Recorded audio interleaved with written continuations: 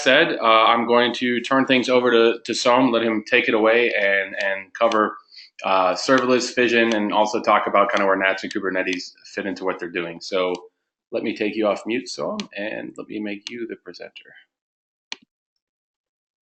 Hey everyone, thanks for the intro, Brian, and thanks for having me on this on the webinar, and thanks for joining, folks. So I wanted to talk a bit about serverless in general on Kubernetes, and about Fission, and how NATS is a really important part of that story. So I'm going to just dive into what Fission does on Kubernetes, and then talk about how NATS is part of that story. So just a minute. All right. Okay, that's better. Okay, so so Fission functions are basically similar to any other functions as a service setup, such as AWS Lambda, except that you can run them on any Kubernetes cluster, on your infrastructure, on clouds, anywhere. And what it does two important things. One is that if you have a Kubernetes cluster, it's not always trivial to figure out how to stand up a service on it. So going from code to a service in that's actually usable, exposed to the world, getting requests and serving it and operating that is a non-trivial amount of work even after you have Kubernetes. So we wanted to make that really, really simple with Fission. And so what we do is you can write a snippet of code, and you can call that a function, and you can assign that some kind of trigger, such as HTTP or things from message queues, and or events from message queues, and we can start those functions on demand. And there's a lot more detail here about how we optimize the startup latency of these functions. We keep pools of containers that are ready and waiting for connections that are already listening, so that when a request actually comes in, we don't need to pull any images or create pods and so on. All that work is already done. And then when the request comes in, all we have to do is load a small function. So we have cold start latencies on the order of tens to hundreds of milliseconds, depending on the size of your function and the language environment being used. And we have a large set of languages supported, all of the common sort of serverless languages used, Node.js, Python, Ruby. We even support Go. And there's also a build pipeline for functions for languages like Go. And again, there's a lot more detail here. Go to fission.io or join our Slack, and I'll be talking about I'll be sharing these links in the future. But I want to dive into some of the event-driven stuff in particular. So so Fission's integration with NATS is pretty simple. You can invoke Fission functions using HTTP, and that gives you simple synchronous invocations. But if for any reason that invocation fails, then that request fails. So it's a simple mapping of one request to one invocation. Any failures are sent straight back to the client. Now, if you want an asynchronous request, then you also have to ask how reliable that request is. If I send a request but don't wait for the response, now it becomes important for the system to be able to recover from failures and have some kind of durable way to persist that request and retry if there's an infrastructure failure or code failure and so on.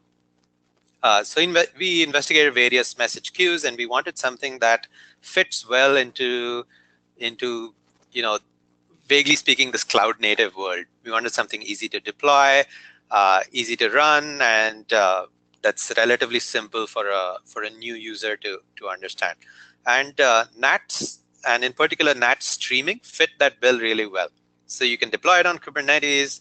I believe there's a Helm chart. It's either ready or it's coming, but it's included in the Fission all install. And so out of the box with the full Fission install, you get a NATS streaming installation on Kubernetes. And Fission allows you to bind functions to queues in NATS.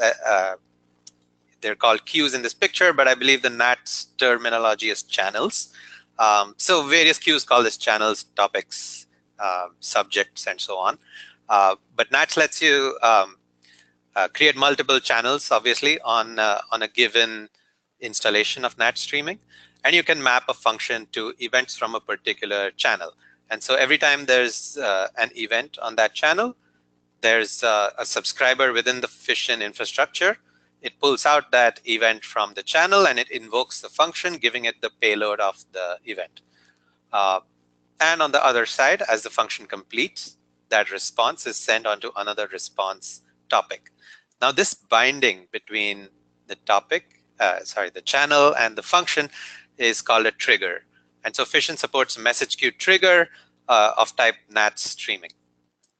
And I'm going to quickly dive into a demo of that before we go into some more complex setups of using Fission and NATS together. So let me just hop into my terminal here. I'm going to skip over the actual install of Fission. It's installed using Helm, which is the Kubernetes installer. I already have the Fission all chart here. There's also a Fission core chart, which is more minimal and designed more for towards like customizable setups. But Fission all gives you Fission and NATS and various other little utilities. There's also workflows, which we'll talk about in a second. Okay, so we have here a hello world function installed on this cluster, and I can just show you what that function is. It's simply it's in Node.js, and it simply returns a response hello world, ignoring the actual request body.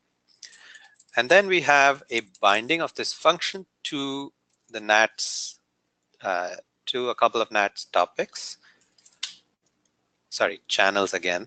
And that message queue trigger is called NATS demo.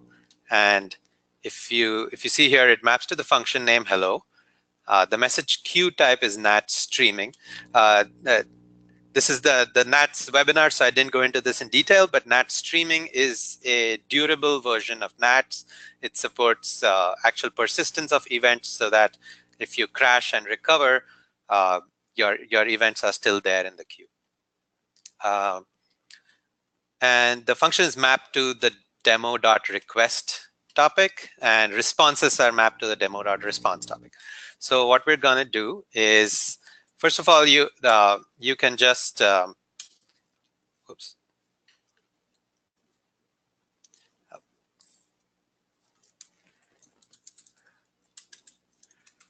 So first of all, you can just hit that hello world function using curl, and you can see its response is hello world. So we invoked hello world using HTTP. Now let's go back to invoking it using NATS, invoking it asynchronously. So we have a little NATS client here. We're actually using the example client from the NATS streaming repo. And we're sending an empty event into the demo.request channel or topic. And that's going to just run. We won't actually see any response from the function. It simply pushes an event onto the queue. So this is asynchronous. And NATS streaming has gone and saved that event. Fission has noticed that event, invoked the function, and pushed the response onto a response queue. So now let's see if that response has made it onto the response queue. And we should see a hello world here. Let's see if that works. All right. So what happened in there is the hello world function ran. Now I should show you the actual Kubernetes cluster to see where this function occurred. So functions run in the Fission function namespace on Kubernetes. And we can look for the hello function pod. And we can look for its logs. And you can see that it was invoked with a post request from the Fission infrastructure itself. And you can see the Fission pods that subscribe to the NATS queue over here. And we can look at its logs to see what it actually did with that event. So we don't actually log per event because that would be expensive, but you can see here that it's subscribing to the NATS streaming message queue. Okay, so that's a really simple demo for one function and requests and responses. Now, what can we do with this kind of setup? You can chain these things together to make fairly complex setups. So you can have, for example, you can have a pipeline of data transformations. You can have other services that throw events into the queue. For example, Minio is an example of a storage system that you can run on your own infrastructure that that you can watch for changes to a set of objects, and if there's a new object or a deleted or a modified object, it can emit an event into the queue. And you can have functions that then operate on data in that storage system based on these events. And you can chain them together. You can have, for example, you could have an image resizer that involves some sort of caching.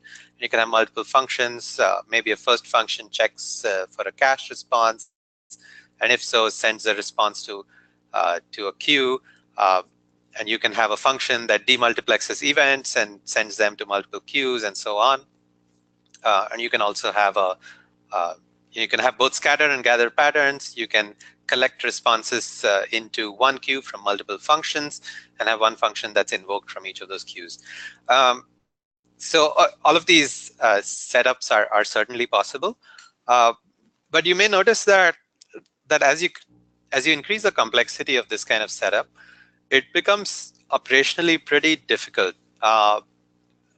for multiple reasons. One is that you don't really see a big picture of there is, in a sense, a workflow being created here, and you don't necessarily see the whole picture of that workflow as you're operating it. Because in any given cluster, there may be lots of functions and different queues being used. And it's not easy to tell which functions are related to each other without sort of examining every trigger binding and looking for common topics between responses and requests of different functions. So there's a sort of implicit compatibility constraint being developed here when you create such a system. And even though it's really powerful to develop things with this system, it's fairly hard to operate. So given these implicit compatibility constraints and the difficulty of seeing the big picture, it's, for example, pretty hard to upgrade. Can you upgrade such a system confidently, knowing that no requests would be disrupted? How would you test such a system? How would you test one change to a function in a system? And finally, there's also no notion of how long a total amount of time is taken for a certain workflow. You have to piece that together from tracing data, and you would have to create that tracing data by yourself by manually sort of passing around tracing IDs. So going back to this picture, the development story is really powerful here, but the operational story is somewhat lacking. So we looked at this system and we figured we need some sort of higher level managed event-driven system if you're going to create complex workflows.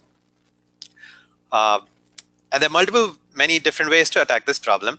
But we chose to start with a system whereby you create some sort of workflow of, let's say, multiple functions, and they have control and data flow dependencies between each other. So let me just hop into an example here. So here's a really simple example with two functions. This workflow actually joins together two sort of silly, trivial command line things. One is a command fortune, which outputs a random quotation, and the other is whale say, which can take an arbitrary piece of text and make a little ASCII art cartoon whale with that text in a speech bubble.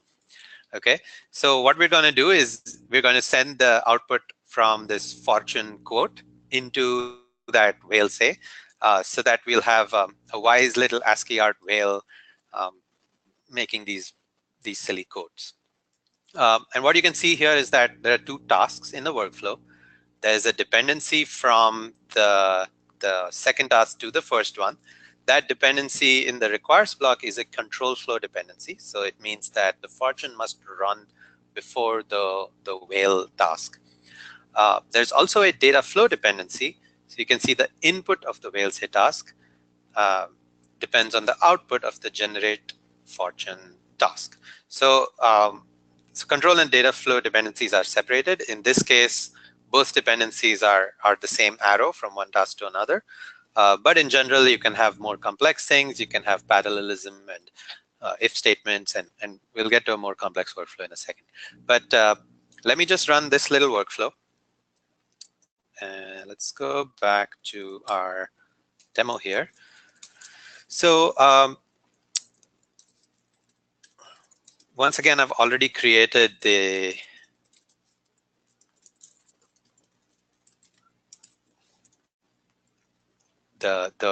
workflow here.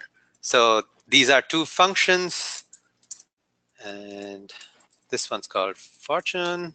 So they're two little functions. They are actually written in Bash because Fission supports Bash as well as a function language. It's really useful for kind of automation, DevOpsy kind of use cases where you don't necessarily want to write code in Python or Go.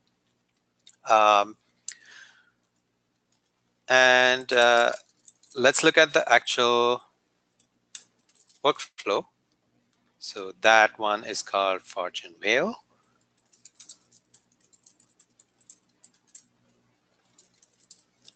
And this workflow is actually stored internally as JSON. This YAML is the YAML that you see here is converted to this JSON. It's we can get to the documentation to see how exactly that conversion works, but essentially the YAML is the same as the JSON in expressive power. So now we can simply invoke that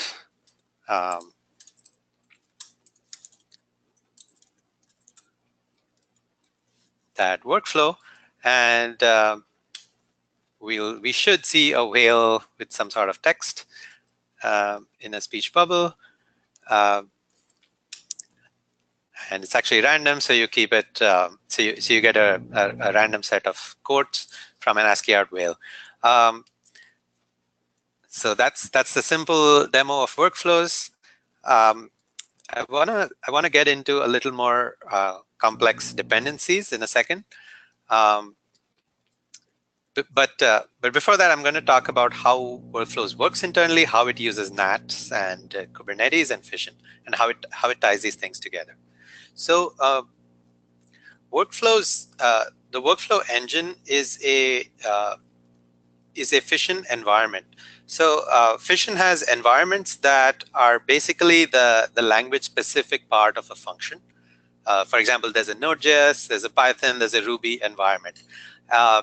And if you think about it, this little YAML is a language that a user can use to create a function. So the workflow itself is just a Fission function that happens to invoke other Fission functions. And so the workflows are an environment where you upload to Fission that kind of function. And when you invoke it, the workflow uses NATS streaming to manage the each event in the workflow. And the way we do this is that every occurrence of a task in the workflow, so the beginning and end of a task, the inputs and outputs of the task, they are sent to NATS streaming as events. And this stream of events forms the invocation state of the workflow. So when we invoke that, so when we invoke this whale with fortune workflow, we send an event into the NATS streaming message queue saying this workflow has begun. The workflow engine uses a pattern called event sourcing to manage the execution of workflows. event sourcing is the idea of managing state using a sequence of events that change that state. So, so for example, the workflow engine needs to keep state such as this workflow is invoked, so-and-so tasks have completed, so-and-so tasks have not yet completed, or we're waiting for this or for that. And so, so the workflow engine dumps an event into the queue, and the event sourcing part of the workflow engine notices that event and actually invokes the first set of tasks that it needs to invoke. So the workflow engine internally has a scheduler here, and that scheduler looks at your graph of dependencies and figures out what the next thing is to invoke. In the case of the start of a workflow, it invokes anything, it invokes all tasks that have no dependencies. So in our case here, that was the fortune task. And it invokes that by calling back into Fission and invoking that Fission function. When that Fission function completes, another event is sent back into the NATS streaming message queue saying, hey, the fortune function has completed. And the workflow engine controller notices that event and then goes back to the scheduler and says, okay, this task has completed. What tasks are now ready to invoke, given that some more dependencies have been satisfied? The output of the function is also stored in the queue and is available for use to any other function that wants to use the output of that function. So this is just a high-level overview of the workflow architecture. There's more detail in the workflow repo, which I'll point to in a second. And you can also ask me questions at the end of this. And I'd like to show you a demo of how we do dependencies in the workflow engine. So so here's a really simple workflow YAML. It does absolutely no useful work at all, but each task sleeps for a few seconds. And then we have, so task A sleeps for 10 seconds and has no dependencies. Task B sleeps for 5 seconds, but requires A to have completed before it. Task C sleeps a little bit and requires B. And then these 3 tasks are all dependent on task C, and they each sleep for a slightly different amount of time. And then there's 2 more tasks. So task E depends on 3 different tasks. So you can see the gather pattern working here. And finally, the final task depends on that last task. So let's try running this workflow and monitoring the status of this workflow as it runs. So again, this workflow is already created as a function, I believe.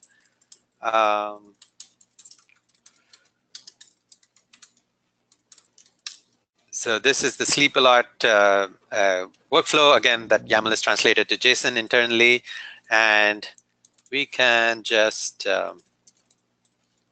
invoke that function. Before I hit enter on that invocation, I'm going to switch to another part of my terminal and show you how we can monitor the status of workflow invocations. So Fission Workflows comes with a workflow CLI. This will eventually be integrated into the Fission CLI itself, but it lets you introspect deeply into the workflow engine state. And in this case, we're looking at workflow invocations, and we're getting a list of invocations. So these are just the invocations that occurred in the last few minutes of this demo. And they're all invocations that have completed. So let's start a new one. And we should see one that's in progress here. Great. And let's watch the status of that thing. Okay, so so let me go back to this, and you can see here that let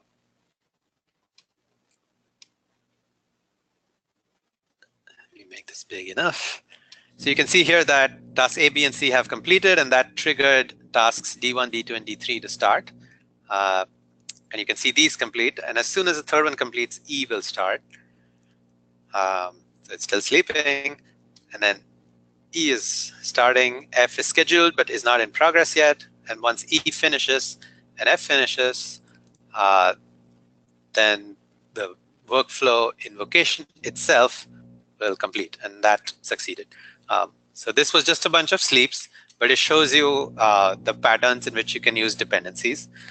This idea of using dependency graphs lets you create fairly powerful control flows. So you can have parallelism by means of tasks that all depend on the same task, and so they'll all be invoked in parallel. Um, you can also have dynamic tasks within the workflow engine. And you can do that you can use those to create things like if statements or loops. I'll show you that in a second. And you can also use tasks like this one, which gather together a set of tasks that have been invoked in parallel. So you can imagine the typical map reduce pattern here. You can invoke a function on a large set of data, and you can have a gather pattern that then depends on all of the functions that were invoked, and you can do some kind of reduce in this function. Okay, so let's go back to our before I hop into questions, I'm not going to actually run this workflow, but here's a demo of a slightly more involved workflow, and this is more of a business process automation kind of use case. So here we talk to an API. We get the current weather at a certain location. So I actually forgot to talk about the inputs of workflows. Each task is allowed to specify an input, and it can either refer to the invocation itself, and this is the workflow function's input, or it can refer to other tasks' output, or in general, it can refer to any combination of these. Using some other notation, you can actually specify a full JavaScript expression here, and that's interpreted in the workflow engine itself. And you can do little transforms of data using JavaScript in this input inline itself. So that avoids the overhead of calling a function if you just want to do a simple data transformation. So what this workflow does, it calls an API. It converts that to Celsius. It converts temperature that's outputted by that API to Celsius, and it runs this if statement on that. So if is an example of a dynamic task, which simply means a task that operates on other tasks, kind of like higher order functions in functional languages, if you're familiar with those. So in this case, the if statement operates on the data from another task, and it has a then part, which if the temperature is higher than a certain number, posts a Slack message, and if the temperature isn't higher, it does not post the message. And similarly, at the end, it creates a result. And so you can see this visualization that of these tasks. The tasks are created. The tasks are visualized as boxes and if statements in a flowchart. The visualizer is something that we'll be adding to the Fission UI. But for now, you can use the YAML and the JSON to specify workflows. But in the future, you'll be able to drag and drop these boxes and add dependencies as well. So this example, by the way, is in the Fission workflows repo. You can check it out. It's a little simplified for showing in the UI here, but you can look at the full example in the repo. So here are some links. Fission.io is our website. This is a fully open source project under the Apache license. It's created by Platform 9, and it's on GitHub at Fission, github.com/Fission and Fission Workflows. And we have a Slack. We're available for any questions. If you're watching the recording, especially, drop by the Slack, ask us any questions you might have, or tweet at us, or on Fission.io, on Fission.io actually. So let me go back to the webinar and see if there are any questions. Does anyone have any questions they'd like to ask? Yeah. So and thanks. So I appreciate the overview and especially the demo. I know people like to see demos and actually see this stuff running. So I see several questions. I'm just going to kind of take them in the order they came in. So the first question is just kind of general about the space. Someone was asking, there's quite a few serverless platforms around in the market at the moment. Yeah. What separates OpenFaaS in particular? Oh, I haven't studied that one in enough detail, but so maybe I shouldn't talk about them too much. But as far as I know, speaking generally, not too many of these implementations have any kind of cold start optimization. So we actually create a pool of containers. Let me point at a slightly older blog, if I can find it. Here it is. This blog is from way at the beginning of the year, but it shows how it talks in detail about how Fission creates a pool of containers that let you bring your invocation, your cold start latency down to a few milliseconds. So that's one. The other thing is Fission actually operates at the level of source code. And this is a fairly opinionated thing. This allows you to write just source code and not have to actually go through the pipeline of creating a container.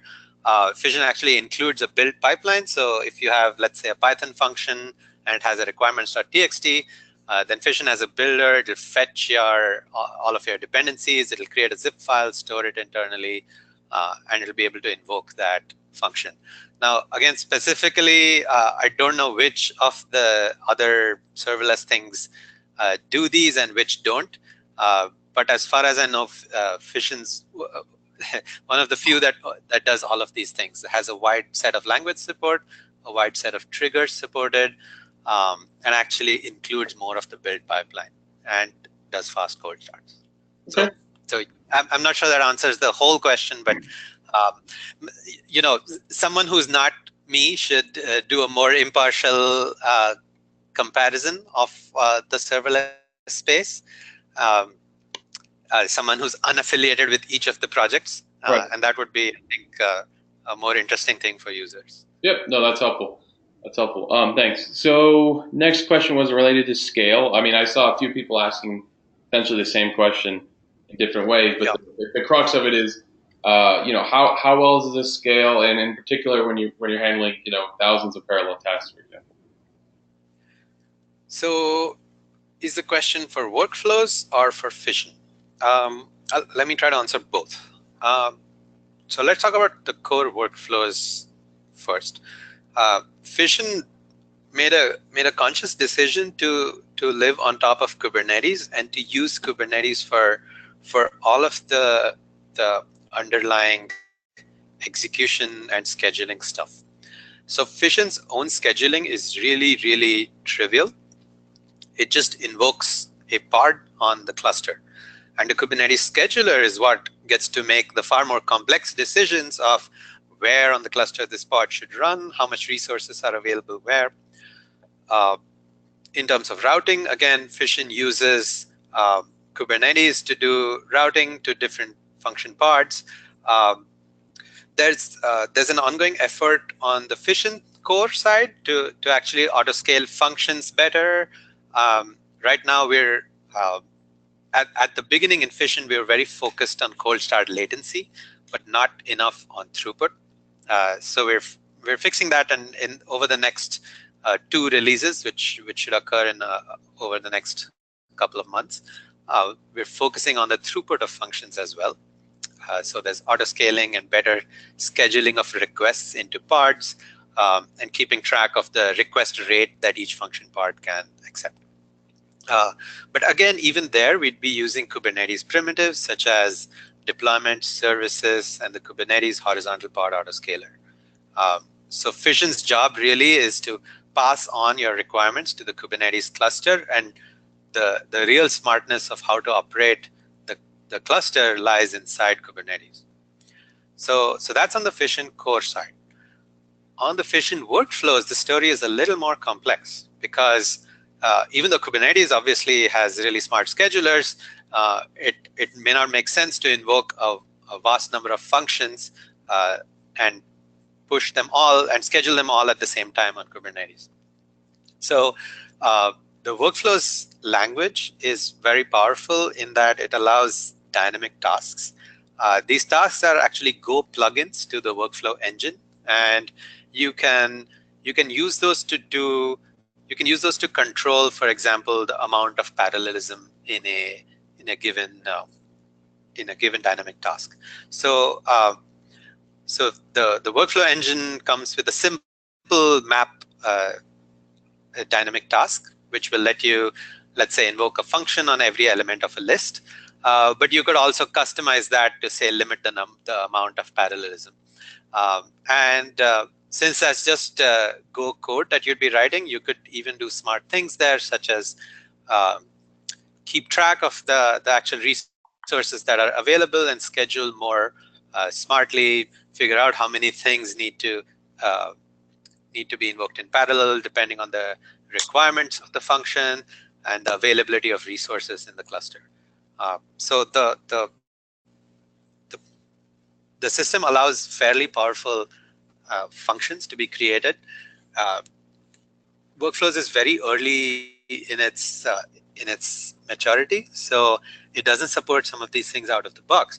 But as we go into the beta release of workflows, which should be sometime first or second quarter next year, you'll be seeing a lot more of these things out of the box. So then we'll reach a point where you can have better control over the parallelism of tasks in case of big data use cases and so on, without actually writing custom functions. You can do that today by writing custom functions, but we'll get to a point where you don't have to. Okay. Thanks, Soam. Helpful. The follow-up question there was about ingress and egress. Someone was asking, can you ingress and egress from other systems, into and out of Fission, and how does that work?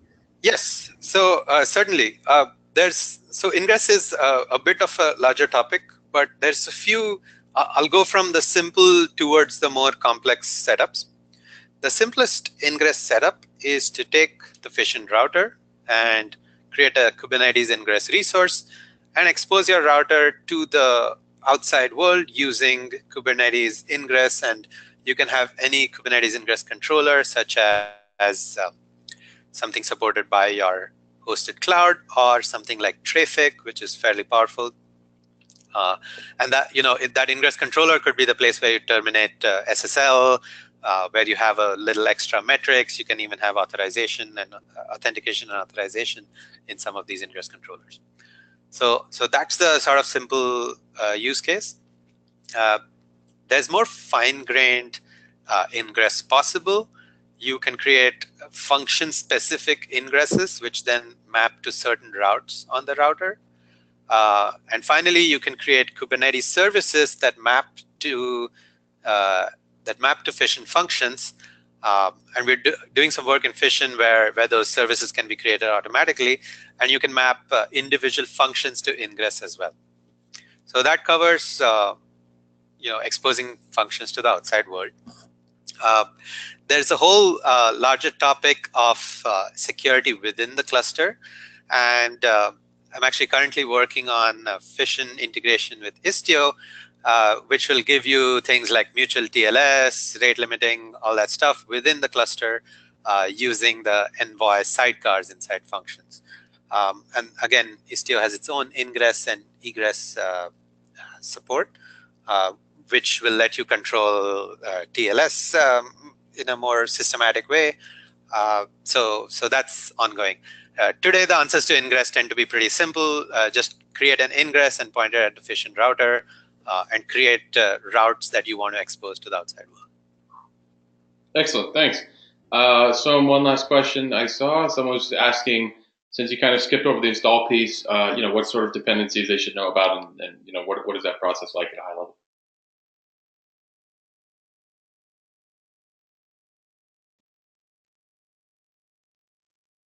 Soam, are you still there?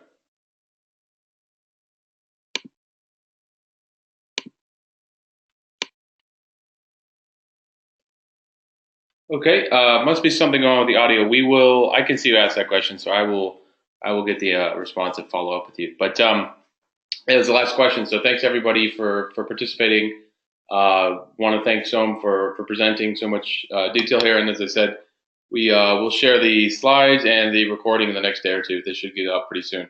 And if there's any follow-on questions after that, feel free to reach out to me. I can connect you with some, or just hop into the Fission Slack, as he said, or Twitter. They're pretty responsive. Thanks, everyone.